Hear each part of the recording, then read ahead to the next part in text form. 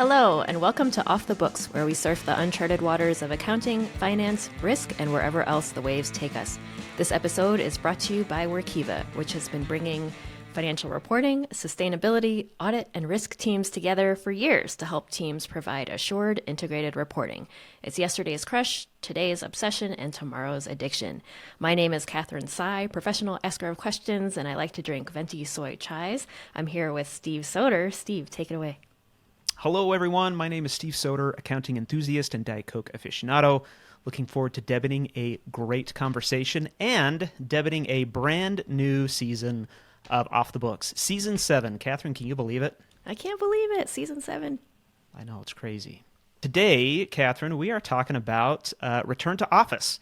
Lots of news about companies beginning 5 days a week in the office mandates. Amazon, AT&T, JP Morgan. I think AT&T was actually earlier, but a lot of companies talking about it. And I don't know, a lot of individuals and affected employees are talking about it too. Catherine, what are you hearing? Well, even in the government, they're trying to get people to come back to the office too, right? With Elon Musk and his new office. Yeah, the Department of Government Efficiency, DOGE, has called for federal employees to return to the office and dismiss those who refuse to return. I thought it was interesting. The House actually passed a bill to that effect, and they called it the Stopping Home Office Work's Unproductive Problems Act, or the Show Up Act. They must have like an acronym generator there. I was just going to say.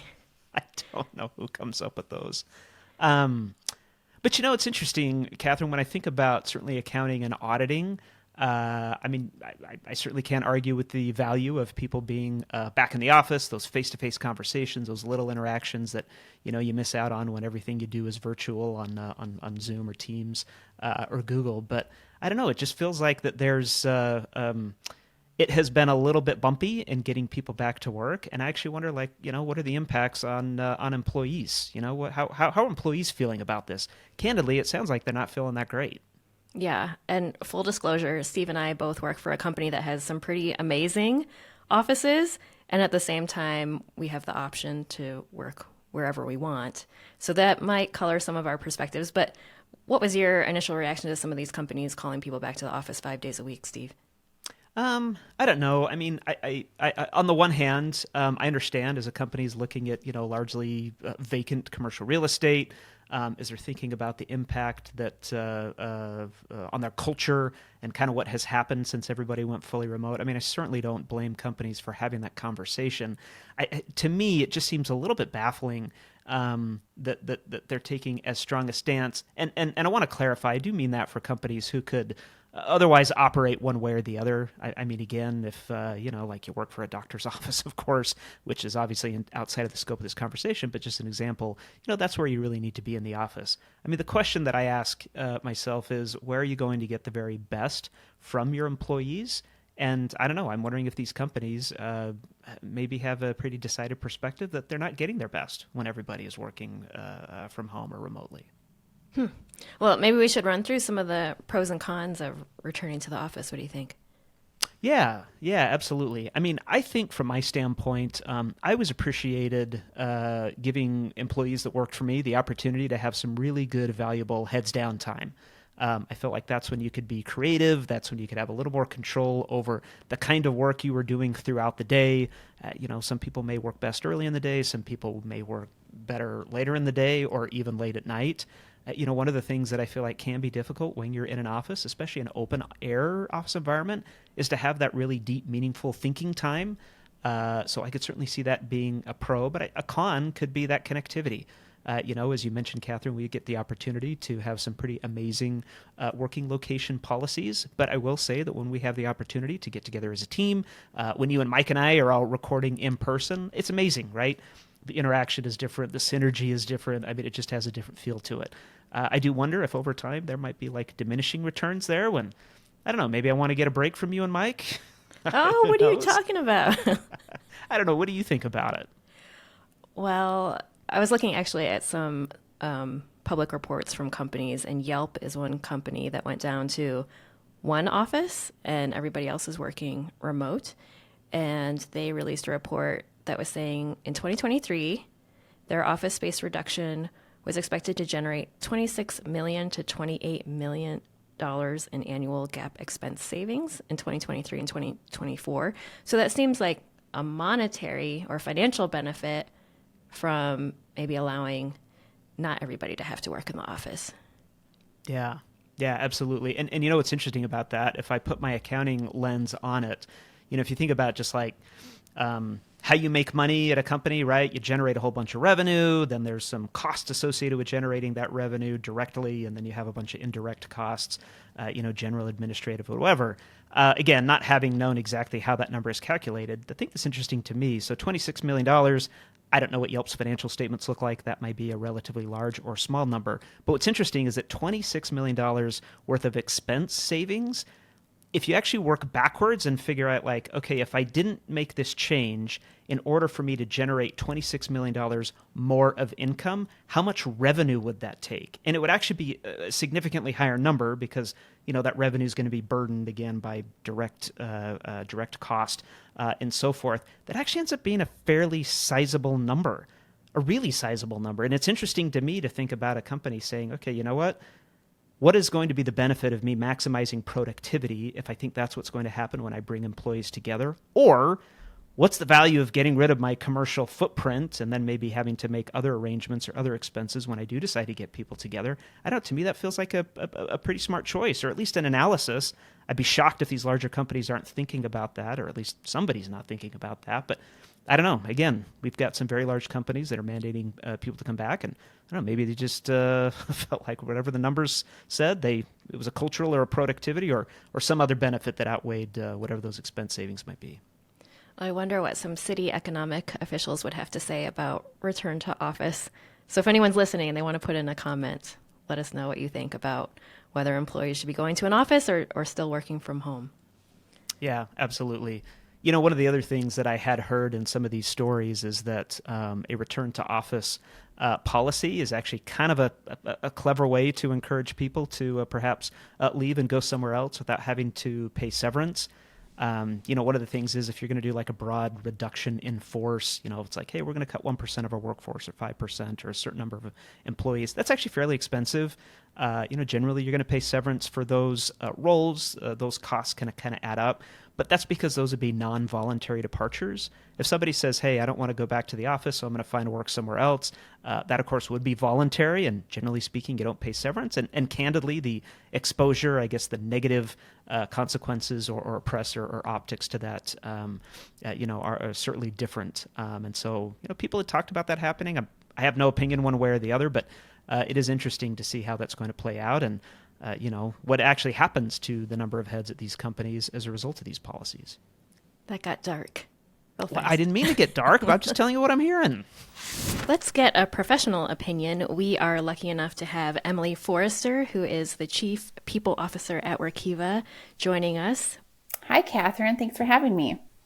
We're curious, what are the conversations that you and your peers in HR are having on this topic of returning to work or returning to the office? Well, this is a topic that absolutely continues to evolve, as we all know. And there's a lot of curiosity amongst my peer group in terms of how companies are continuing to refine their approach and the policies that they have. The conversations I'm frequently involved in are really anchored around what are you doing and why. And I will say that I really appreciate the way that the HR community is coming together to share information and practices around return to office. There's a lot of camaraderie that feels like it's been established across the HR field over the last several years, especially. We've all been helping our organizations navigate some really heavy topics, and the degree of transparency that we're having with one another around best practices, how things are going, how things are not going, has been really invaluable, I think, for all of us to shape what we're doing within our organizations. Emily, when you're having these conversations, who's generally involved? I mean, I imagine, first of all, you probably have a ton of opinions, but who do you find is weighing in with, maybe the most serious or relevant questions and perspectives. I'm assuming it's the C-suite, but how broad is that? What does that group looks like? Well, this is a topic that, of course, everyone has a perspective on, right? And it is important to navigate these conversations in a way that ensures that executive leadership and oftentimes the board of directors has a strong perspective that is being incorporated into the actual day-to-day. In my experience, though, the final decision does land with the CEO. What are some of the issues that the C-suite is considering when they're trying to decide whether they should mandate a return to the office or not? So I think one of the things that is absolutely on the front of the C-suite's mind is ensuring that there is a clear definition of what that policy could be and a sound explanation why. It's been interesting to see over the last several years how the measurable drivers behind return to office decisions are being evaluated and are being leveraged to make a really data-driven, well-informed decision. There's a lot of questions around what metrics are being evaluated and how will the data tell us whether this policy is going to be successful or is not going to be successful. And the strategy behind that then is important to make sure that it is going to be clearly articulated and understood across all of the stakeholders who are going to be impacted by this. In the conversations I've also had with other chief HR officers, there's been a lot of thought behind the risks, the benefits, and frankly, the unintended consequences that an organization needs to be prepared for, and thinking about how the metrics and indicators of success of a return to office play into all of that. Ultimately, at the end of the day, though, it comes down to being able to own that decision and clearly communicate it to your employees. Employees expect transparency from their employer, and they're going to ask a lot of questions about why a policy is made or not made. And this is a hot topic. Not everybody is going to be happy, but open communication is always the best way to bring people along on the journey with you. And that has been something that I think we've all learned is incredibly important to come from with a really solid tone from the top. Emily, you read these stories of these larger companies that have mandated return to office policies, and some of them have been, I don't know, harrowing's probably a little bit of a strong word, but you show up and all the desks are full, or there's no place to park, or you've got managers trying to figure out like, okay, how am I going to engage the team when we have like this massive like disruption happening? How would you advise team managers or even the C-suite who are trying to navigate what are really some difficult issues and complex issues for all the reasons that you've just told us about? I think a lot of it comes down to really being comfortable with that why and being able to articulate the reason behind it. And with that, it cannot just be a very straightforward metrics only explanation why. It also has to come with empathy and understanding that everyone is going to be navigating this together, and that appreciation for the human impact of navigating whatever the policy is together, I think makes a big difference. You mentioned some of the risks and benefits that you and your HR peers are discussing. Hypothetically, what are some of those risks and benefits of returning to the office? Well, a lot of it'll depend on the industry, I suppose, but you think about productivity benefits, you think about retention of staff, talent attraction could have risks or benefits depending on what the approach is. There could be impacts to the demographics that are interested in remaining employed or coming to work for that organization, also based on whatever that decision is. That's something to think about. Employees' sense of belonging within an organization can be impacted. Employee engagement, I could go on and on. There's a lot of things to think about that could go either way depending on a myriad of different circumstances. So what about a hybrid workplace? Is that a good idea, or is it just not making anybody happy? That's an interesting way to think about it. It could also make everybody happy too. It gets everybody a little bit of both sides of things. Ultimately, at the end of the day, I think it comes down to what the company decides is the most important for them based on all of the different factors, the risks and the benefits, the unintended consequences, and just being prepared. I think an organization really has to look in the mirror and ask themselves about the why, how they're going to measure the impact of this, and be prepared for a lot of different situations so that they can get ahead of it to make it successful. What does that say about a company's culture if, for example, the only way we can be productive is if we're all together in office? And I realize, manufacturing or medical or whatever, I mean, those are things where obviously you have to be like there physically. But I just wonder, does that give any cultural insight into the organization to say, hey, we can't get anything done unless we all just get in a room and we all got to hash it out? I realize it's never quite that simple. And part of me wonders about the cultural implications or indicators that start to have these influences on the way that companies kind of, handle these things one way or the other. Absolutely. And I have strong opinions about that and have tried not to interject my perspective on some of those things and just remain factual. I do think that there are cultural implications. And again, that is something that a company really has to look at themselves in the mirror on and think about what that says, what that doesn't say, how their regular standard operating procedures, interaction expectations, collaboration standards are or are not woven into different things. And think about the message that return to office sends or does not send as a result. Thanks to Emily, she gave us a lot of issues that we can consider as we look at whether people should be returning to the office or not. Any other final thoughts, Steve? No final thoughts that are significantly different from what we talked about, but I do feel like that cultural question is a really, really good one. I mean, the way that I like to think about it is if you're a great employee, like you are maximizing your productivity, your resume looks good, chances are you can probably go anywhere. So let's say you were at, JP Morgan, one of those companies that has mandated their employees to go back to the office. Hey, you know what? If I don't want to do that, then I'm going to find a job somewhere else, and I probably could. So what does that say about the people who are left? And what I think about is, okay, you may be left with people who can't get a job somewhere else. Again, I don't mean to go dark again, but like that is a thought.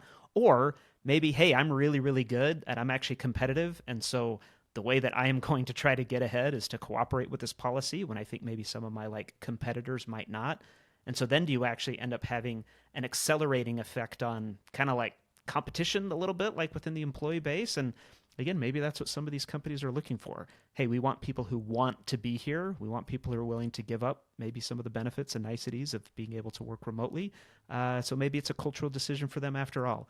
I don't know. Either way, Catherine, I think it's been really interesting to see how it plays out, and appreciate Emily stopping by and sharing her perspectives. Now, Catherine, as we started recording here, we both actually realized we don't have a closing question, but it turns out my trusty Would You Rather card is coming in handy, so I do have a question for you. All right. It's winter time, and although I know you like to snowboard, I have a question. Would you rather always have to wear one ski at all time, or a 5-pound nostril piercing? What? One ski. Yeah, just one. Yeah, one ski. And it okay. can't be a snowboard. But okay, but you would go for the one ski? I'll go for one ski. I can't imagine a 5-pound block on my nose. Yeah, I'm with you. That sounds pretty painful. Much less painful than just having a ski on your leg. Oh, my goodness. Well, big thanks again. to Emily Forrester for dropping by.